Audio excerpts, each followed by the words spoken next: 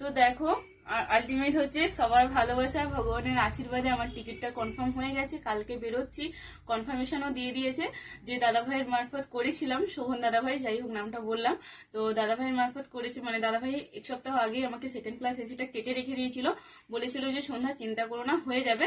তো যাই হোক আপাতত দাদার ভরসাতে, আর মানে আজকেও যখন বারবার চারদিক থেকে ক্যান্সেল হয়ে যাচ্ছিল, ওটাই একমাত্র আমি ভরসা ছিলাম। আগে যে আপডেট দিয়েছিলাম তোমাদের জানিয়েছিলাম, তো স্যার তখন মানে দাদাভাই তখনও বলেছিল যে সন্ধ্যা চিন্তা করো না, আমি আছি তো, আমি করে দেবো মোটামুটি। কেননা এক সপ্তাহে যেখানে 16-17 ওয়েটিং ছিল, সেটা 10-11তে এসেছিল। তো আমি বলছিলাম দাদা কখন আর হবে, তো ওরকম ভাবে বলতে বলতে দাদা বলছে আরে করে তো দিচ্ছি তোর।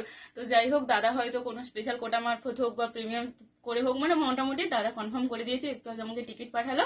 তাই ভাবলাম ছোট্ট করে তোমাদের আগে আপডেট দিয়ে দিই।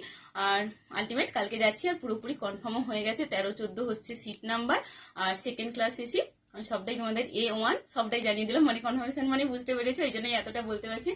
তো যাই হোক এবার সবাই আশীর্বাদ করো, আবার যেন ভালোভাবে সেই নিজের জার্নিতে ফিরতে পারি, সান্নিককে যেন ঠিকঠাক ভাবে আপাতত মাইসোরটা নিয়ে চলে যেতে পারি। ব্যাস তারপরে আবার ওখানে জার্নি শুরু, আবার ওখানকার ভিডিও।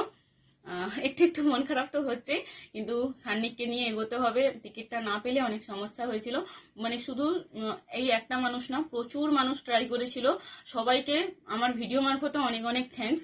যতটা পার্সোনালি তো জানিয়েছি সবাইকে ভিডিও মারফত থ্যাঙ্কস, যে সবাই প্রচুর চেষ্টা করেছিল, মানে যে কজন আমার জন্য প্রচুরভাবে চেষ্টা করেছিল, বিভিন্ন জায়গায় ফোন নাম্বার মানে আমার আধার কার্ড পাঠিয়ে যে কোনোভাবে যদি দুটো হয়ে যায়। তো সবাইকে স্পেশালি থ্যাঙ্কস। আর সোহন দাদা তো মানে আরো স্পেশালি থ্যাঙ্কস, কেননা সোহন দাদা যেভাবে টার্গেট নিয়ে একদম করে দিয়েছিল, বলেছিল যে তুমি বাবুকে নিয়ে যাবে, আর চিন্তা করো না, আমি আমার দিক থেকে যথাসাধ্যভাবে চেষ্টা করে যাব। তো আলটিমেট হয়ে গেছে, চলো টাটা।